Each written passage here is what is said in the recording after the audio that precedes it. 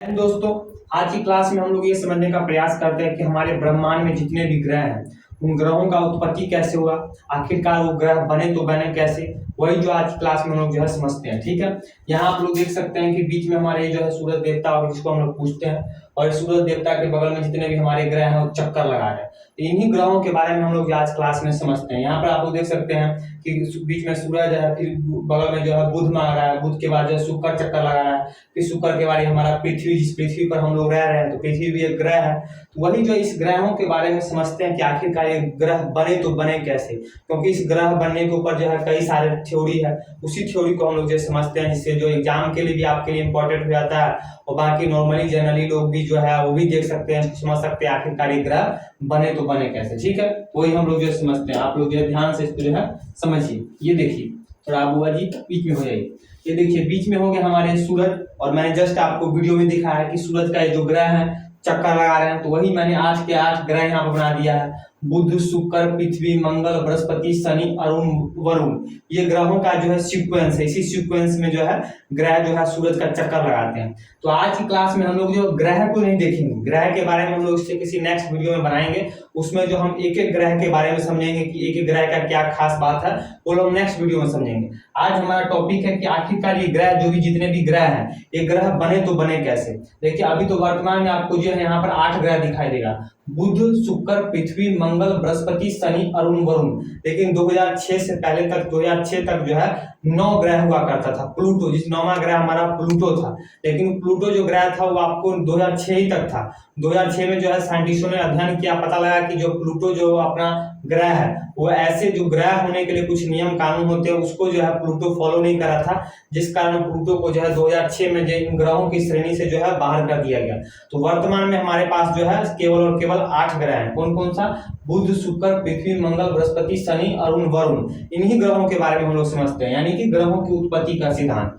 देखिए, सबसे पहले एक वैज्ञानिक आए कांट। कौन बोगा जी आए? कांट। ये कांट ने क्या कहा कि भैया देखिए, ये सूरज का ये जो बाहरी वाला भाग है, ये बाहरी वाला भाग जो है टूट गया। क्या बोला? ये सूरज का बाहरी वाला भाग टूट गया, और टूटने के बाद जो है धीरे धीरे ठंडा होकर जो यही ग्रह बन गया। कांट ने क्या कहा? कांट ने कहा भैया ये सूरज है, और सूरज का ये वाला बाहरी वाला भाग टूट गया, और यही धीरे धीरे ठंडा हुआ, ठंडा होने के बाद ग्रह बन गया। उसके बाद हमारे कपालक्ष, थोड़ा हम पेनमा का कलर जो है चेंज कर देते हैं, व्हाइट कर लेते हैं। कपालक्ष, कपालक्ष कहते हैं नहीं नहीं नहीं, ये बात तो गलत बोल रहा है। कपालक्ष बोले कि नहीं भैया देखिए, पहले सूरज का ये वाला भाग जो है पहले ठंडा हुआ, अब ठंडा तो हो गया, लेकिन आपको व्हाइट बोले हैं चलने के लिए। कपालक्ष क्या बोला? कपालक्ष बोला कि सूरज का ये वाला भाग जो है पहले ठंडा हो गया, और ठंडा होने के बाद टूटा, और टूटने के बाद जो है धीरे धीरे ग्रह बन गया, धीरे धीरे जो है ग्रह बन गया।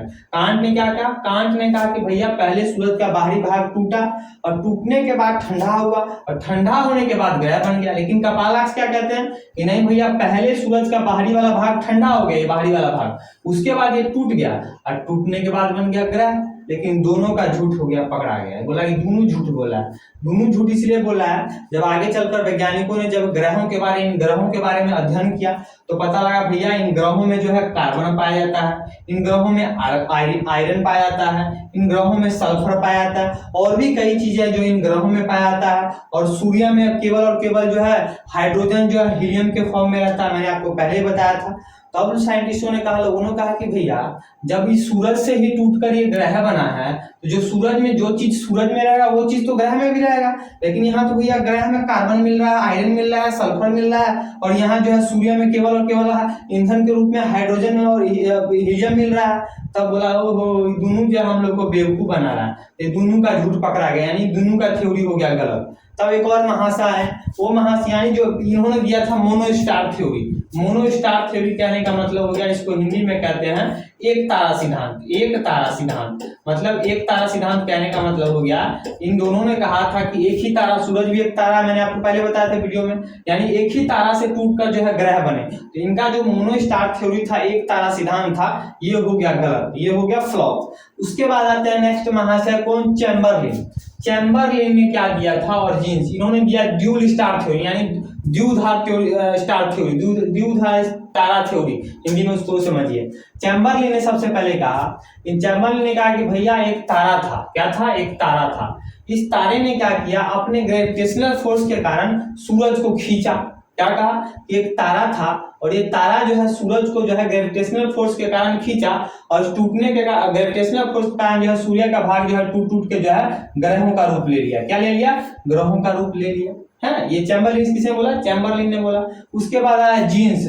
जीन्स क्या कहते हैं कि भैया जीन्स शर्ट वाला जीन्स, याद रखिएगा, जीन्स शर्ट पैंट वाला जीन्स। जीन्स कहते हैं नहीं नहीं ये बात तो फ्लॉप है। ठीक है भैया, एक तारा है, उन्होंने बोला एक तारा था, एक तारे ने जो है सूरज को खींचा और खुद भी जो है, मतलब एक तारा है, एक तारा ग्रेविटेशनल फोर्स के कारण सूरज को अपनी ओर खींचा और खुद जो है सूरज के ग्रेविटेशनल फोर्स के कारण ये भी उसकी ओर खिंचा के गया। मतलब सूरज के खिंचाव के कारण दोनों में तानातानी हुआ। ये तारा सूरज को भी खींच रहा है और सूरज भी तारा को खींच रहा है और इसी सूरज से ग्रहों जो है टूट टूट कर ये ग्रह बना, लेकिन खिंचाव के कारण दोनों एक दूसरे को खींच रहा है। इसी कारण जो है ग्रहों का आकार छोटा बड़ा है। जो हम ग्रह आपको बताएंगे कि कोई ग्रह बड़ा है कोई ग्रह छोटा है। तो जीन्स ने कहा कि तारा भी सूरज को खींच रहा है और सूरज भी तारा को खींच रहा है, तो खिंचाव के कारण जो है ग्रहों का आकार बड़ा छोटा है। लेकिन बना किससे? तो ग्रह बना, ये भी जीन्स ने भी कहा कि ग्रह भी बना किससे? सूरज से बना। लेकिन ये इन दोनों का थ्योरी हो गया फ्लॉप। दोनों का थ्योरी क्यों फ्लॉप होगा? मैंने पहले बताया कि भैया ग्रहों में कार्बन, आयरन और भी कई चीजें पाई जाती हैं और सूर्य में केवल जो है ईंधन के रूप में हाइड्रोजन, हीलियम पाया जाता है। तो जब भी अगर सूरज से अगर ये लोग टूट कर बने हैं ग्रह, तो भैया जो सूरज में रहेंगे वो ग्रह में भी रहेंगे। तो ये लोग का भी थ्योरी फ्लॉप। भैया तू लोग तो बना रहा है बेवकूफ। तब एगो आए वैज्ञानिक दिमाग वाले, कौन? मिल्टन। इन्होंने कहा कि भैया बहुत झमेला करते हो तुम, बहुत झमेला। लोगों को बोला कि बहुत झमेला। तो लोग को यही समस्या है कि भैया जो सूरज में मिल रहा है वो ग्रह में नहीं मिल रहा है। तो लिल्टन ने बोला हम इस बवाल को ही समाप्त कर देते हैं। यानी लिल्टन का कहना ये था कि भैया जो सूरज में मिल रहा है वो ग्रह में नहीं मिल रहा है, जो ग्रह में मिल रहा है वो सूरज में नहीं मिल रहा है। तो इस बवाल को समाप्त करना है, इस जो लोग में कंफ्यूजन चल रहा है इसको दूर करना है। इसने बोला कि अच्छा ठीक है, इसको हम दूर करते हैं। इन्होंने बोला कि हमको सूरज से कोई मतलब ही नहीं है, कि सूरज क्या है नहीं है, हमको कोई मतलब नहीं। लिल्टन ने कहा कि भैया एक तारा है। क्या है? एक तारा है। एक तारे ने क्या किया?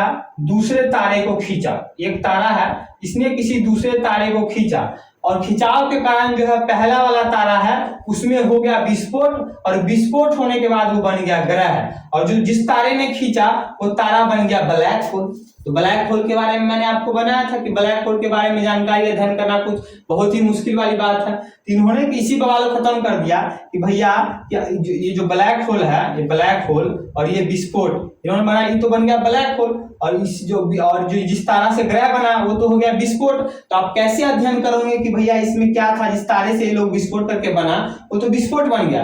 तो कोई प्रूफ नहीं बचता है कि इसके बारे में हम अध्ययन करें कि इसमें क्या पाया जाता था जो इसमें मिल रहा है, और ये तो बन गया ब्लैक होल, इसके बारे में हम क्या अध्ययन करें। तो इसने लिल्टन ने इस खेला को, इस बवाल को ही समाप्त कर दिया। कहने का मतलब समझे? कहने का मतलब प्रॉब्लम पहले क्या चल रहा था कि जो सूरज में मिल रहा है वो ग्रह में नहीं मिल रहा है। तो लिल्टन ने कहा कि भैया एक तारा है, एक तारे ने किसी दूसरे तारे को खींचा और जो पहले वाला जिस तारे को खींचा वो हो गया विस्फोट और विस्फोट करने के बाद बन गया ग्रह, और जो जिस तारा खींच रहा था वो बन गया ब्लैक होल। ये जब विस्फोट हो गया तो ये हम कैसे पता लगाएं कि जिस तारे से बना उसमें क्या था नहीं था, क्योंकि तो खुद विस्फोट हो गया और जो खींचा खुद ब्लैक होल बन गया। तब से इसने क्या दिया? दो तारा सिद्धांत। इसने क्या दिया?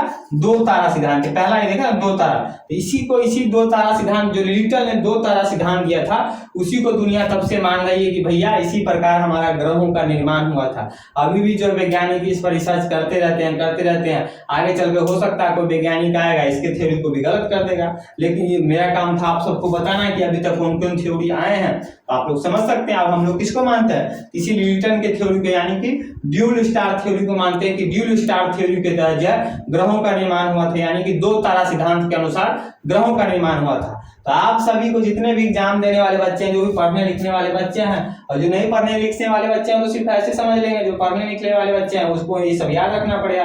कांट ने क्या बताया था, कपालाक्ष ने क्या बताया था, और उसके बाद चैम्बरलिन, जीन्स, लिल्टन, इस थ्योरी आपको याद रखना हो।